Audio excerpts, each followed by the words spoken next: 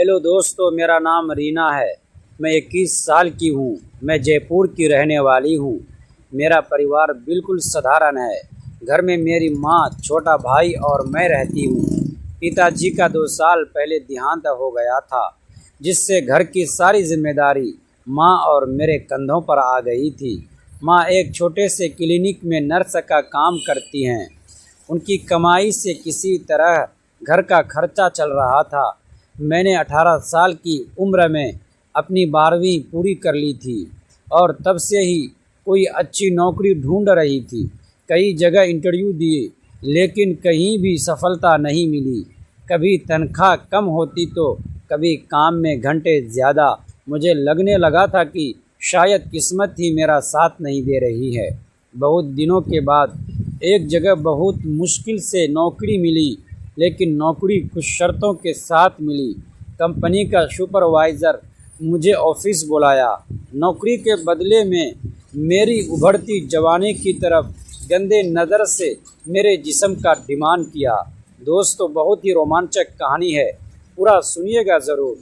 दोस्तों, वीडियो में आगे बढ़ने से पहले एक छोटा सा रिक्वेस्ट है कि वीडियो को लाइक और हमारे चैनल को सब्सक्राइब कीजिए और प्यारा सा कमेंट भी कर दीजिएगा। दोस्तों, चलते हैं आज की कहानी की तरफ। एक शाम की बात है।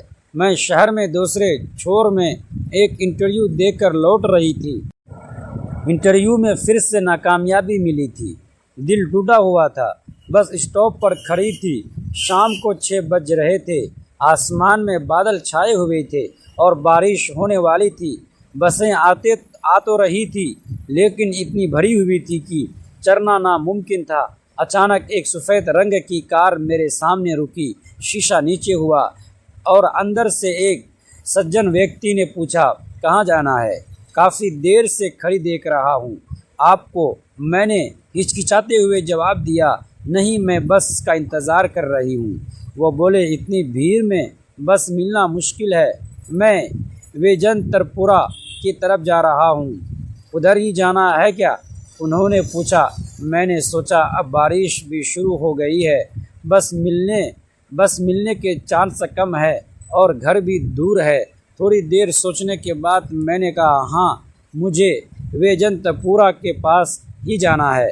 अगर आपको कोई दिक्कत ना हो तो बिल्कुल नहीं, आ जाइए। उन्होंने मुस्कुराते हुए कहा। मैं पीछे की सीट पर बैठ गई। वे मुझसे बात करने लगे और बोले आप क्या करती हैं? मैंने बोला, अभी कुछ खास नहीं, नौकरी की तलाश कर रही हूँ। आज भी एक इंटरव्यू देकर आ रही हूँ। और कैसा रहा इंटरव्यू? उन्होंने पूछा। मैं बोली, अच्छा नहीं रहा, क्योंकि वे बोल रहे थे कि अनुभव की कमी है। मैं जयपुर के एक छोटे से इलाके में रहती थी। हमारा घर बहुत बड़ा नहीं था, लेकिन उसमें अपनापन बहुत था। घर में मैं, मेरी माँ और मेरा छोटा भाई रहते थे। पिताजी के रहते ज़िंदगी भले ही बहुत अमीर नहीं थी, मगर सुकून था। शाम को पापा घर आते थे तो पूरा घर जैसे खिल उठता था। माँ रसोई में लगी रहती, भाई उनकी जेब टटोल कर कॉफ़ी ढूंढता और मैं चाय बनाकर ले आती। लेकिन 2 साल पहले एक हादसे ने सब कुछ बदल दिया। पिताजी अचानक हमें छोड़कर चले गए। उस दिन के बाद जैसे हमारे घर की हंसी भी कहीं खो गई। माँ अंदर से टूट चुकी थी, मगर उन्होंने कभी हमें महसूस नहीं होने दिया। उन्होंने एक छोटे से क्लिनिक में नर्स की नौकरी शुरू कर दी। सुबह जल्दी निकलती और देर शाम थकी हुई लौटती। उनके चेहरे की थकान में साफ देखती थी, मगर वह हर बार मुस्कुरा कर कहती, रीना, बस थोड़ा वक्त और सब ठीक हो जाएगा। मैंने 18 साल की उम्र में 12वीं पास कर ली थी। आगे पढ़ना चाहती थी, लेकिन घर की हालत ऐसी नहीं थी कि कॉलेज की फीस भर पाते। इसीलिए मैंने नौकरी ढूंढना शुरू कर दिया।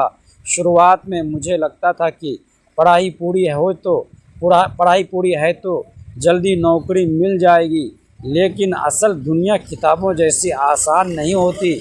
मैंने जयपुर में न जाने कितनी जगह इंटरव्यू दिए, कभी रिसेप्शनिस्ट की नौकरी, कभी दुकान पर सेल्स गर्ल, कभी ऑफिस असिस्टेंट, लेकिन हर जगह या तो अनुभव मांगा जाता या फिर ऐसी नज़रों से देखा जाता कि मन घबरा जाए।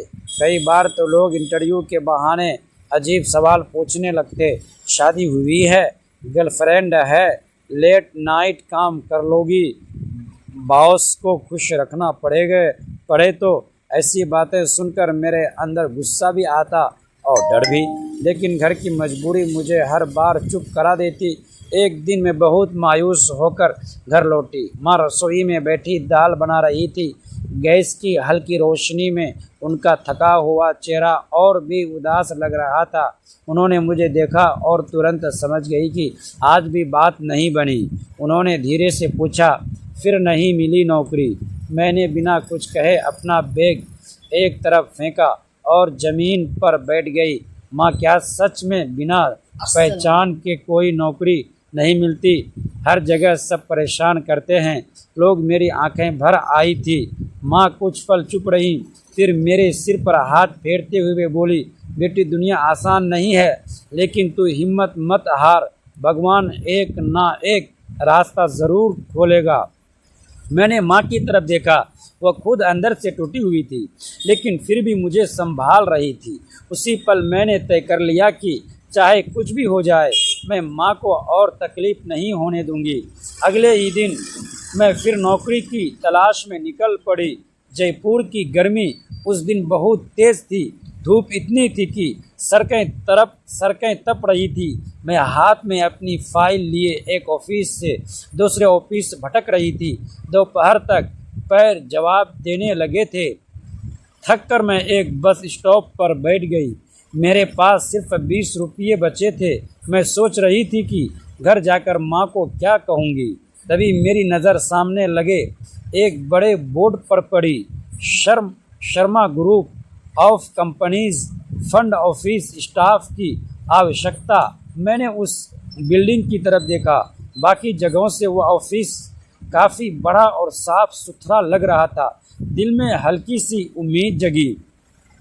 मैंने खुद को संभाला, दुपट्टा ठीक किया और धीरे धीरे उस ऑफिस के अंदर चली गई। लड़की ने मुझे ऊपर से नीचे तक देखा और पूछा, इंटरव्यू के लिए आई हो? जी। उसने एक फॉर्म मेरी तरफ बढ़ा दिया। मैं कांपते हाथों से फॉर्म भरने लगी। दिल बहुत तेज़ी से धड़क रहा था, पता नहीं क्यों, लेकिन उस ऑफिस में कदम रखते ही मुझे लग रहा था कि शायद मेरी ज़िंदगी अब बदलने वाली है। दोस्तों, ऐसे ही कहानी सुनने के लिए प्लीज़ हमारे चैनल को सब्सक्राइब कीजिएगा और प्यारा सा कमेंट करके हमारा हौसला